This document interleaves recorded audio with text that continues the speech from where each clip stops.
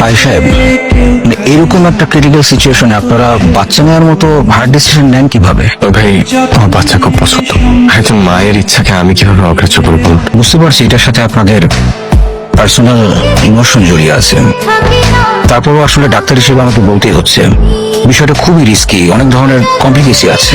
Doctor সাহেব, মা তো নাই, অনেক ধরনের কমপ্লিকেশন, অনেক ধরনের সমস্যা, এইসবের হিসাব নিকাশ তো মায়েরা বোঝে না।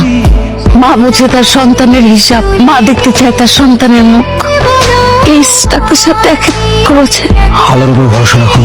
আসলে যদি মাকে বাঁচানো যায় তবেই বাচ্চাকে বাঁচানো সম্ভব, আর যদি মাকে বাঁচানো না যায় তাহলে বাচ্চাকে বাঁচানো সম্ভব না। নেগেটিভ কিচ্ছু ভাবা যাবে না। সবসময় পজিটিভ ভাবতে হবে। তুমি বাঁচবা, আমাদের সন্তান বাঁচবে, এবং আমরা একটা লম্বা জীবন কাটাবো। আর যদি সেটা নাও হয়, আমাদের হাতে যতটুকু সময় আছে আমরা একজন আরেকজনকে ভালোবেসে যাবো।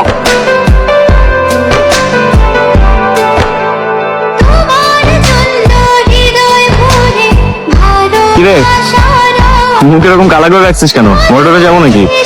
অসুস্থতা নিয়ে কখনো ফাইজলামি করবি? তোর রিপোর্ট ভালো আসে নাই, ইউ গট লিভার সিরোসিস। এটা তুই কিছু হয়নি। আস্তে আস্তে প্লিজ প্লিজ, এটা কিছু জানে না, ওকে কিছু বলিস না প্লিজ।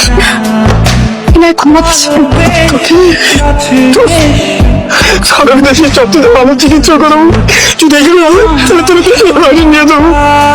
শরীরের যত্ন নে বাবা, তুই আমাদের একটা মাত্র সন্তান, তোর যদি একটা কিছু হয়ে যায় রে বাবা, আমরা বাঁচবো কি নিয়ে? আমার যত প্রপার্টি আছে সবকিছুতে ইনায়াকে নমিনি করে ফেলাম। কাগজপত্র যা লাগে আমার অফিসে পাঠিয়ে দেন, আমি সাইন করে দিচ্ছি।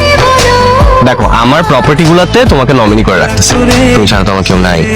আহির ভাই এত করে বললো, না এসে পারলাম না। ভাই বসেন না, আপনি বসেন প্লিজ। আল্লাহ কি এই শিশুর দিকে তাকায় ওর বাবা মাকে বাঁচিয়ে দিবেন আল্লাহ। আল্লাহ তো অনেক দয়ালুস।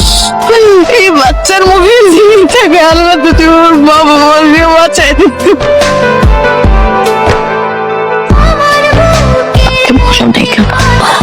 বলতে চাইছিলাম, বিশ্বাস করো তোমার মতোই বলতে পারি না। পেছনের সবকিছু দেখে দেওয়া যেত তো ছিল, তুমি এত অসুস্থ, অথচ একটা বার আমাকে বুঝতে হবে।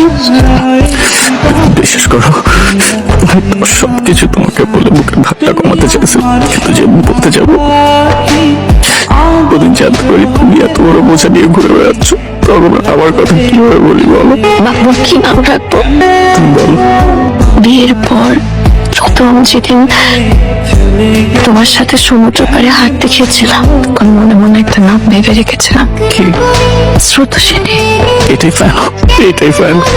তোমার থেকে আমার আর একটাই চাওয়া, আমি শেষবারের মতো তোমার সাথে আরেকটা বার সমুদ্র পাড়ে হাঁটতে চাই। হিমাচলের হাওয়া আমাদের ডাকছে। কত কথা ছিল বলবার, ছিল স্বপ্ন কত যে দেখবার,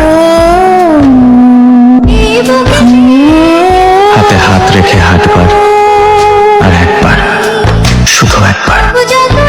অথচ মৃত্যু দাঁড়ালো দুয়ারে, হঠাৎই এমন করে যেন ওপারেও রব তোমারই।